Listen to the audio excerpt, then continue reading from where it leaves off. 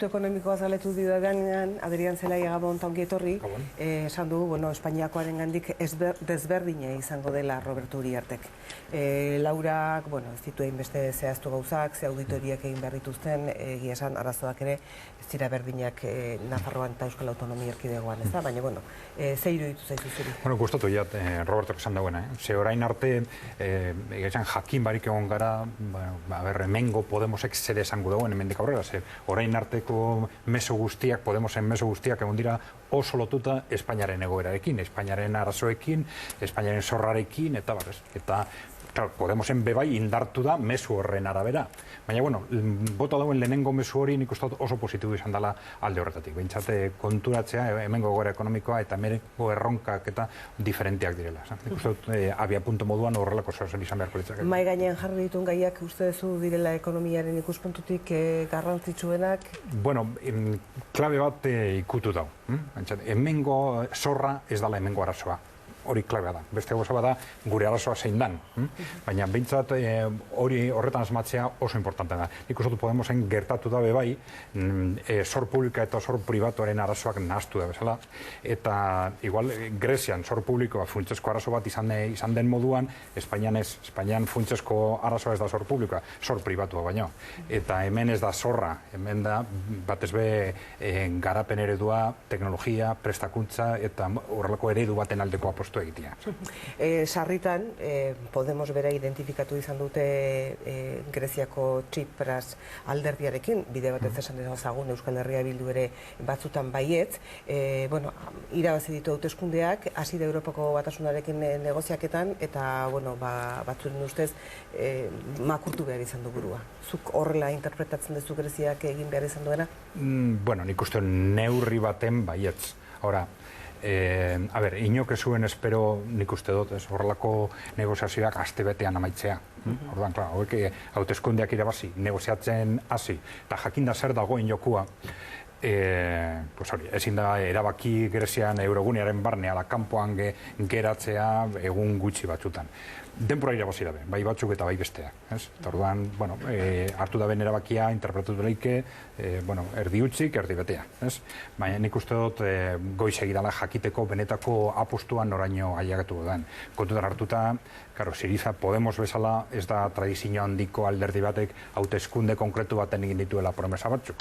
Eta gero ez badira betetzen, ez da horren importantea, baizik eta promesa horik nor baten alderdi bera direla. Edozein kasutan Podemosen aldean Sirizak bazeukan aurretikako ez luzea, baina tradizio bat Podemosek ez daukana. Claro, ez que Podemos, nik uste, programa horren barik ez da ezer. Podemosen boterea llegatzen bada eta ez badauz betetzen esan duena, ustu egiten da, ez dago beste tradizio historikorik. Bai, eta gero badago hor beste hausnarketa bat, ez da? Azkenean ezkerreko alderdi bat erakundetzen denean, eta olako ordura... Direla ez ezkerrekoak eta ez eskubikoak, Podemos. Ni Greziara jotera nintzen. Bale, ez, bardu Podemosea voltatuko naiz. Ez, segi Greziara. Ez, ezkerreko alderdi bat erakundetzen denean lehen Ainoak esan du, ez? Demokrazia imperfecto honetan, edo demokrazia xunpeteriano, kontsumoan oinarritutako demokrazia honetan, ez? Ez demokratiko ez esateagatik, Nik uste demokrazia forma bat badala. Plasmasko demokrazia, esango dugu. Bai, definizio pila bat, kontsumitzailei bideratutako demokrazia bat, ez? Baina horrek badauzkala bere zailtasunak batez ere ekonomia eta politikaren arteko talka horretan gaur egun eredu kapitalistan bizi geralako. Demokrazia bai, baina eredu kapitalistan ere bai. Eta hor ezkerrak ez du bere diskursoa garatu sozialdemokraziatik. Sozialdemokraziak bat egin zuenetik eredu ekonomikoarekin ez du benetako diskurso alternatibo bat artikulatu. Eta hor sozialdemokraziatik haratago egon nahi duen ezkerrak ere zail daukalako sisteman Adrianek horako horbei bat jartzen dit oantxe ukatuko dut baina zaila dalako sistemaren egituran berez badauden beste erakunde batzuk horiek bai bat ere demokratikoak ez direnak banku zentrala kasu, funts ekonomikoa kasu eta horiei aurre egitea beste prozedura baten bitartez, ez? Arpegia zergatik jarri duzu, Ez, bueno, igual Podemoseko Nafarroko ordezkariak esan duen bidetik, nik uste dut hitzekin kontu behar da beti, eta batez be, tradizio handiko hitzekin, eskerra, adibidez, ez da? Bueno, bakoitzak eskerra hitza erabiltzen gauza diferente bat esan nahi du, eta beste bat da sozialdemokrazia, ez da? Eta, claro, sozialdemokrazia batzuen zer da, pues, alderdi sozialista batek esaten duena, hori da sozialdemokrazia, Nik ez nuen hori ez dako inolako harremanik oraingo alderdi sozialista gehienen estrategia oin 20 urtekoa, sozialdemokrazia historikoarena, eta orduan, claro, eske Podemosen oraingo estrategia edo Sirizaren oraingo estrategia kokatzen da perfectamente sozialdemokrazia historikoan. Ados. Inolako arazorik gabe. Ados. Hori ere, eta Podemosek definitu beharko du pixka bat ere, nondik jo nahi duen, ez? Eta adibide botxoa jartzeatik, diru sarrerak bermatzeko errenta edo errenta basikoaren inguruko proposamena, Podemosek hasiera baten esan zuen, Espainian unibertsala izango zala mundu guztiarentzako. Gero ja matiz bat jarri zuen, esan zuen, bueno, ez egingo dugu Euskal Autonomia Erkidegoan dagoenaren eredu hartuta, diru sarrerak bermatzeko errenta bat, kriterio batzu jarrita, benetan beharra duenarentzako edo egoera horretan dagoenarentzako, ez? Eta, beraz horrek egia da erkidegoari ez digula eragiten, badaukagulako, pentsatu beharko dugu gurea nola hobetu, beste eztabaida batean, ez? Baina diskurso sozialdemokrata, noski, Sirizarena, Podemosena ikusi beharko dugu. Podemosen inguruan beste zerbait erantzun nahi zen duen? Ez. Ontaraino, iruditzen bale bazizue joango gera Madrilen gaur Espainiako Gorteetan Mariano Rajoyk lege aldi honetan izango duen estatuaren egoerari buruzko azken debateari buruz hitz egitera, ze iruditu zaizu Mariano Rajoy? Ironiko egon da. Bera nik lasai ikusi dut oso, konfiantza handiarekin bere buruarengan, plasmatik pixkatatera danean, esan dezuen bezala, bera nik hola ikusi dut, ez, desafioak botatzen, eta kuriosoa da, ez, Espainia dagoen bezala egonda, berak irudi hori saltzea, ez da, eta nabaria da hauteskundea daudela, eta beraz irudi bat ere saldu egin behar duela, ez, baina harreta eman dit, konfiantza maila hori erakustea. Ainoa? Ni beri izaten dut ez dokadala bat, ere borondateik Espainiako Kongresua eta sistema hobetzeko, baina errespetu faltako, iruditzen zaite antzesten dutena eta jartzen baldin bagara pixkate harreta apur bat jartzen, ze errespetu gutxirekin hitz egiten duten, ze, antzespen bada, ez da, zirko bat esango nuke dala. Eta gainera iruditzen zait, botatzen dituztela, bota dituela Rajoyk gaur ere, hainbat eta hainbat hitz, eduki sustutako hitzak, errealitatearekin zerikusirik ez daukatenak, berak botatzen ditu, besteak barre egiten diote, txalo egiten dute, eta hori guri begira igual neutralizatzailea da, esan nahi dut. Abia puntua hori baldin bada ez errezin da egin, hori ez dago nundik heldu, eta nik uste horrek neurri batean, eta hola definidu donik, neutralizatu egiten duela, ez da? Ez ja, gainera Euskal Herriko perspektiba batetik, jakinik horrek kriston eragina daukala baita ere hemen, ez da? Baina bera antzespena ez dago nundik heldu. Orduan, esaten dituenak hain daude realitatetik urten da, eta erabiltzen dituen hitzak hain daude edukiz ustuta. Eta erantzun dizkiotenak, Ainoa?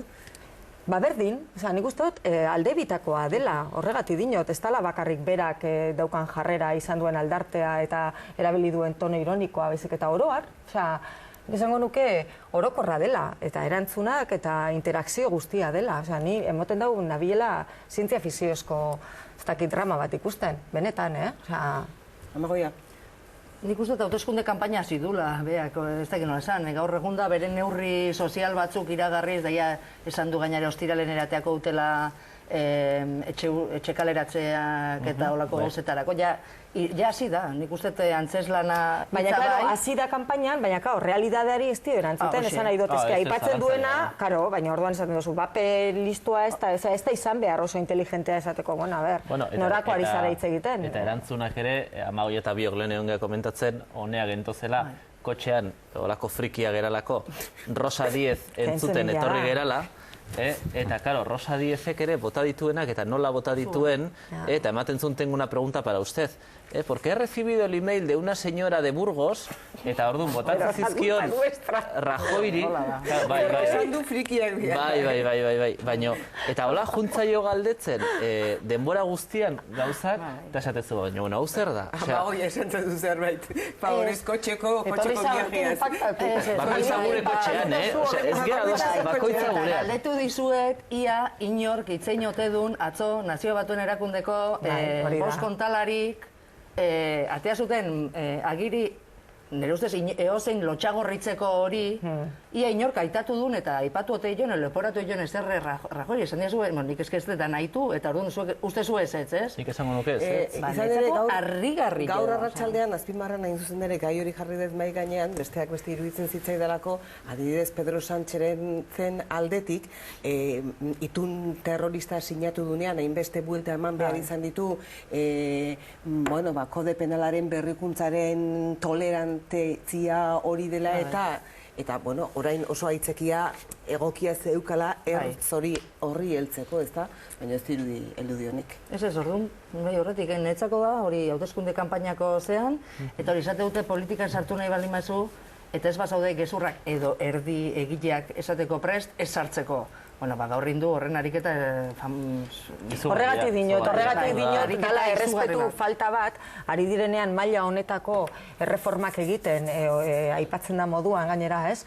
Funtsesko eskubideen urraketa gertatzen, herritarren segurtasunerako legea, resulta dala gero isilarazteko legea, orduan zaten duzu zela, kontraesan ez betetako, baina, bai, murrizketaz lehen ere errespetatzen ez dituzten eskubide horiek, orain ja formalki ere ari dira erabat murrizten, ez da? Eta badago beste toke bat gehiago, baina hori dago alde batetik eta bestetik dago hori ikusi duguna. Horregatik iruditzen zaidala errespetu falta bat. Honetan Espainiako estatuari torturen inguruan berriro ere beste atentzio zera bat etorri zaio. Baina entzun zenuten, entzungo zenutela Fernández Díazek zer esan zuen Salvadosen, ezta? Ebolerekin, pentsatzen dut entzungo zenutela. Espainiari horiek iristen zaizkio, eta Europako beste estaturi unero ez dakiz zenbat. Diciendo, ¿qué más me importa? Está, que total hor gelditzen dira mai gainean. Hori da kezkaren maila. Eta gero juten gera, inoak esaten duen gaur antzerkira. Legebiltzarrak beti dira nahiko antzerki. Esan nahi, nire nago harritzen horrek. Harritzen hauena da antzerkiaren mailak. Gaurkoa iruditzen zaidalako dalaia, segurazki hauteskunde kampainaren hasiera. Botere maila goragoan, antzespen maila ere... baina maila batean. Positibo esan daiteke. Eskertuko dizugu. Aipatutako neurri ekonomiko guztien artean badago bat, hemen komentatu dugula noizbait, eta nik uste dut simbolikoki oso importantea dela, ez da? Konzeptualki garrantzi handikoa dalako. Aipatu dabe, enpresa txikiak eta persona fisikoen zorrak negoziatzeko errastasunak emango direla, errastasunak sendotuko direla eta prozesuak aldatuko direla eta bar. Hori konzeptualki oso importantea da. Oso importantea da, etengabe, ibile gara batzuk esaten zorra ezin dela ordaindu, zorra berregituratu behar da, eta nola ez dela ordaindu behar. Jakina, ezin dena ordaindu, ezin da. Eta nazioarteko diru funtsak oin urte bete, esan zion, Espainiako gobernuari, hori antolatu behar zituela, hasi behar zala antolatzen, tresna batzuk bilatu behar direla, enpresa txikiak eta persona fisikoak zor batzuk ez ordaintzeko. Behintzak mugimendu hori egin badabe, konzeptualki nik uste dut oso mugimendu importantea dela. Konzeptualki, beste goza da, noraino ailegatzen da. Haizu, eztabaida bat azken ordutan berriz ere indar hartu duena abiadura handiko trenaren ingurukoa. Hain zuzen ere jardunaldi batzuk egiten ari dira Bilbon gai honen inguruan, eta atzo Espainiako Ministerioko ordezkari batek esan zuen Bilbotik Donostiarako bidea 55 minutuan egingo zuela trenak, horrek sare sozialetan segulako astinaldia ekarri zuen, eta gainera gaur horrek orainik ere soka luzea ekarri du. Jaurlaritzak esan du ez iruditzen zaiola berak eskuartean dauzkan denborak errespetatuko direla, baina gero horre sartzen da hiriburuetara trenak nola eta zelekutatik eta zen martxatan sartuko dira. Erkorekak une batean gaur aipatu du, ez da, baldin eta espero dan bezala eta espero dan denboratan iristen espaldin bada trena, igrekoa zentzu horretan elitzetekela lehiakorra izango, naiz eta Eusko Jaurlaritzak espero duen errespetatuko direla denbora horiek. Gaur arratsaldean hemen aztertu dugu gaia, Maribel Bakero, Euskal Herri Jeltzaleko legebiltzarkidea egonda gurekin, nik egin diot konparaketa, trenak 55 minutuan egin behar baldin badu autobusarekin alderatu diot, berak esan ditez alderatzeko autobusarekin, alderatzeko gaur egungo trenarekin, nik esan diot, gaur egungo trena eta beste trena ez zaizkidala oso alderagarriak iruditzen, baina berak alderaketa hori egiten zuen, ez da, trenarekin. Edozein kasutan ez dakit... Nik uste abiadura handiko trenak zentzua badu, izango duela ez horren beste barnera begira, eta hor nik baino gehiago dakitenak badaude, baizik eta erkidegotik eta Euskal Herritik kanporako konexioak bermatzen baldin badira. Gaur egun niretzako arazo handiena hor dago. Ez dago bermatuta Y-tik kanpora konexioak izango direnik. Momentu hortan, hontan beraz, tematzea hiriburuen arteko konexioa zenbatekoa izango dan, argi dago, esandako denborak balin badira, horrek ez daukala zentzurik. Baina eske ez du zentzurik Madrilerako konexioa jartzen ez bada, Pariserako konexioa jartzen ez bada, eta beste konexioa bermatzen ez badira. Erkidego barrurako tren bat balin bada, ez daukalako zentzurik eraikitzen ari dan. Entuzen kasutan, esan egin beharko litzake, ze espero dan, hau da, esan beharko litzake, ze denboratan egitea espero dan, zenbat jendek ibiliko duen noski, espektatiba horiek bermatzeko. Ze kostu izango duen behin egin ezkero hau guztia mantentzeak eta bar, ez da, hori uste ja badirela urte batzuk gainera proiektu hau martxan dagoela eta zifra horiek herritarrei argi eta garbi esateko denbora ere izan dela. Ainhoa, zuri proiektua zeratik onartezina, bai, gainera gauden egoeran ikustea nola doan azpiegitura berez, nola doan aurrera beste hainbat eta hainbat beti izaten dodana, ez? Hainbat murrizketa gertatzen ari direnak oso oinarrizkoak diren kontutan, ez da? Alde batetik dago hori, beste alde batetik badago ez dela behar da moduko gardentasunarekin kudeatzen ari kontu hau, nik uste dut hau dela horren beste adierazle bat gehiago.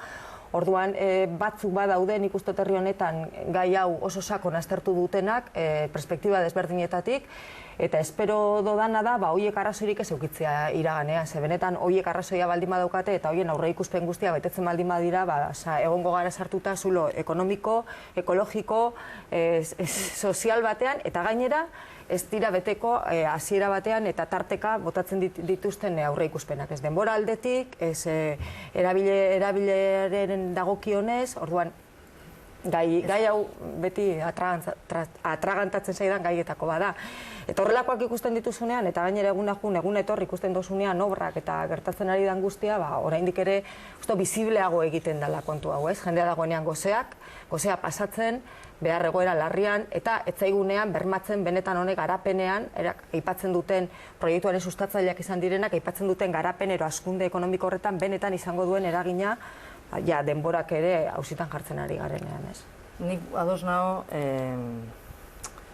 nik niretzat ez da bakarrik denboran hori da zehatako bat. Baina bai, hasiera baten zertarako zan, zertarako nahi da hau. Tardun, zertarako zan, Europako metroarekin batuko gintuan, hori izan gainare ez, kontzeptu izan da. Europako metroa. Eta gu metro hortan geltoki jaukiko genula, ez? Nola baitez, hori izan eitezan zea. Guain, emateunez ez, oengoz behintzat, puska baten behintzat, ez geha jungo, eta nun jaitziten egia ez Europarako metroaz, ez dara Madrilerako bideaz, egia itziten, hiru hiriburun arten juntatzeaz. Eta gainare, egituratzea baita ere, itzaitezan baita ere, egituratuko zula herria, hau da, batuko zitula, noski, Iruñea baita ere ez da loturari, inori ez dio inporta nun bai, bakarrik inporta behar digu, oain zema minututan, desproposito bat esango genukena hasieratik da. Zertarako, hori erori da, aurrekontuetan ere, 42ko iloera bat onartu dutela, uste dut. Eta horro handiken, ez da hona argituta da, sartu duten, hiriburuetako ailaera horietan ia zer egingo duten, ze egokitu berda hori sarreraetarako eta orduan ze obra inberko dian, eta hor ez da sartzen, okerrezpanao, guaina egiten plataforma. Baina plataforma horren gainean gero jarri berda auditeria handi bat, argindar, eta hori ere beste dirutza bada, orduan. Eta sortzen ari den impacto ekologikoa da. Hori ahaztu gabe zerran, bai. Esateran indoan Amagoia, Ana Pastor ministroa lenguan hemen egontzanean, 2019an amaituko zanaz aditu zenean, hiriburuak behintzat ez zituela hor sartu, orduan sartu ez bazituen, nik nire bururako egin dudan irakurketa izan da, sartu ez bazituen aurrekontua ere ez zuela sartuko, hori da. Gauza biak oso lotuta daude. Gauza biak lotuta daude. Guk egin genduen lanan aurrekostera eginen presupuesto zijoazen arabera, amaituko zala 2022an, orduan gutxi gora bera da 2019 gai hirietarako sarrera. Hori presupuestoak ikusitan nundi doia zen ez. Zuk aparteko garrantzia ematen diozu 50 minutuan izan, 30 izan. Jakina, egia esan harrituta, guztiz harrituta geratu naz, guk egin genduen azterketa bat ondorio ekonomikoi buruz. Horrelako datuak abia puntu txata hartu genduen. Eta, ikusita kontestua, hori da momentu honetan AHT-rik geratzen zaion argumento bakarra. Eta hori galtzen badau, ez dakit benetan nun gauden. Ez dakit, hor, gai hau aztertu lehike bi puntuetatik. Bata da, orain arte zer gertatu da. Bestea da, eta kontutan hartu behar dugu, erdi egina dagoela. Eta kontua da, eta hemendik aurrera zer. Orain arte egindakoa, nik uste dut, hor sakonean gertatu dana izan dela, bi proiektu diferenteak behar barik batu zirela momentu baten. Bata da, Europarekiko konexioa, eta bestea, hirien arteko komunikazioa hobetu beharra. Eta momentu baten, segatik ez dugu egiten gauza biak aldi berean, proiektu oso garestia, beharrezkoa esana eta desproportzionatuta. Europarekiko elkargunean funtsezkoena merkantziak dira, eta ez da egin merkantzietarako, merkantziak ez da behar abiadura handia, eta abiadura normala, ekonomikoki hori da importantea, eta ez bestea. Eta, hemendik aurrera ziurazki, abia punto modu hartu beharko dugu plataforma egindala gola, eta gu planteatzen eginen, behintzat egin leikena, aurrekusten ari dan, baina 2.000 milioi gutxiago gaztau, plataforma hori aprobetxatuta oiko abiaduran. Eta bi tarteko geltokiak egin da. Ziurazki, datu berri honek honen aldeko apostua egiteko beste arrazoi bat. Denpora hori luzatzen bada, horrek justifikatzen da bakarrik erdian beste geltoki batzuk bada. Neri sortzen zaiten galdera da, Niño jaunak hori zergatik esan duen, eta zer datu ditun hori esateko, edo besterik gabe ona etorri eta bota duen datua, Jaurlaritzak gaur esaten dizuetan bezala, esan baitu, berak espero duela aipatutako eta aurre ikusitako denboretan mugituko dela kontua, ez dakit. Datozen egunetan argitu beharko ditugu kontuiek, ze garrantzitsua. Adierazpenetan eta... Beti galdera bat sortzait, honek atzera bueltaik jaztaka, ez? Jaun hartu inberdeu ez daukala atzera bueltarik. Eta tematu dienez eta atzera bueltako zozaia direnez maila honetan, ez dago etxera buelta, egindako dago, plataforma. Ez dago eginda batez be, Bizkaiko partea ez dago eginda. Teorian, bestea mantendulik beste plataforma Europarako loturerako. Gertatzen dena da momentu honetako, Adrian, momentu honetako rekulatze batek auzitan jartzen dago egindakoa ere, hau da, esan nahi dut, erabaki politiko bat baletor orain, hori, proposatzen duzun hori, eta niretako izango litzake txarrenetan onena, desde luego, daukagun egoerarekin, horre suposatzen dago orain artekoa ere zalantzan jartzen da, da, autokritika bat egitea eskatzen du, eta hori nekez ikusten dut egingo dela. Nik ikusten dut orain atzera bueltarik. Hobe bai, ez da itezten atoki... Zentzuzkoena iruditzen zait gainera, baina... Kutxabankek bihar erabakiko du akusazio partikular bezala aurkeztuko den edo ez Cabiezes auzian, da Mario Fernández auzian, Cabiezes eta Patxi Lopezen artean azken orduetan ika-mika haundi xamar ere izan da, Idoia Mendiak ez ditu gauzak argitu, asunto personal bat dela esan du, baina, ari zaizkio ertz gehiago ateratzen ekonomikoetatik aratago kontu honi. Buelta asko ematen ari zaio momentu honetan, benetan ordeinutako kopuru horren truke zeo zerregon zanala ez. Baina, nik uste dut hortik aparte, eta uste dut hori esan dugula be, askoz garrantzia handiago deko kontutan hartzea Mikel Cabiezes konseiukidea zala, BBK-an konkretuki. Eta konseiukide bat, horrelako egoeran mantentzea, horrezo posatzen du konseiukide hori erosita eukitzea. Hori onartezina dana ez galtzen dan diruagatik. Norbaiteko egitura eta egitura horretan hartzen diren erabakiak zalantzetan jartzen dutelako. Nik uste dut hori dela benetan importantea gai hau baleratzeko. Edo be, aurreko astean esan genduen, kontutan hartu behar dugula Kutxabanken gertatzen nahi diren gauzak bere kontestuan, eta importantea momentu honetan dela ziuazki Kutxabanken etorkizun instituzionala. Eta zalantzetan ez oso importantea dela momentu honetan zalantzetan ez jartzea Kutxabanken bera proiektu moduan gauza horiengatik. Azkeneko kontu bat, kan eta osasunaren inguruko azkenekoak edo zurekin azpimarrak nahi niduzke, Laurak esan dit lehen kasta direla, beretzat kasta izan edo ez izan, oso bateratsu lurra jo duten bi proiektu izan dira Nafarroan, ustelkeria zantzuak bietan ageri dira, eta gainera ageri dira dokumentuak, Enrique Goñiren esku eta ez daude publiko eginak, eta, erakusten du honek gardentasun falta hundi xamarra, ez? Bai, baina nik uste dut, igual lehen esan daukarekin batera, nik uste dut proporzioan aztertu behar dira irregulartasun horiek. Gauza bada, dietekin eta kanen gertatutako gauzak, baina importantena zer da. Nafarroan kan desagertu da, praktiko. Eta azkenian bere sistema financiero propioa desagertu da. Espero dut osasuna ez desagertzea, ze hori askoz larriago izango litzak. Seguro. Baina nik uste dut horrelako erakundei buruz hitz egiterakoan neurri hori ez dugula galdu behar. Eta bestela gauzak konparzinoak egiteko eta perspektibak galtzeko arrisko handia dago.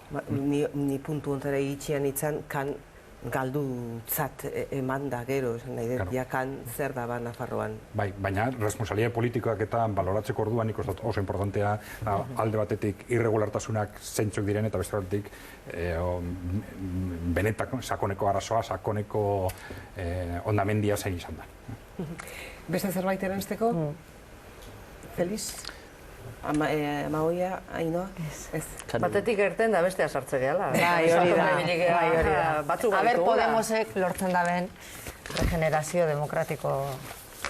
Baina horrezatik zuzen, oso importantea da, irregulartasun guztiak ez berdintzea. Baina zaila da, mapa ondo osatzea, hori da gertatzen ari da. Azkenean ez dakigu zer den importantea eta zer ez. Baina azkenean sinesgarritasuna galtzen danean galtzen da, eta zaila da, beste pertsona daudenean. Agian badaude interes batzuk ere irregulartasun guztiak era berean mai gainean. Bai, baloratzeko.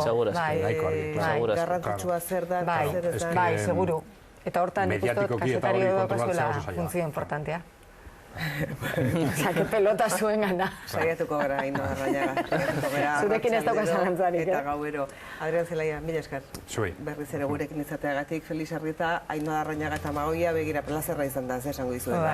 Mila esker eta eskerrak emango diziet berriz ere Roberto Uriarte eta Laura Perezi.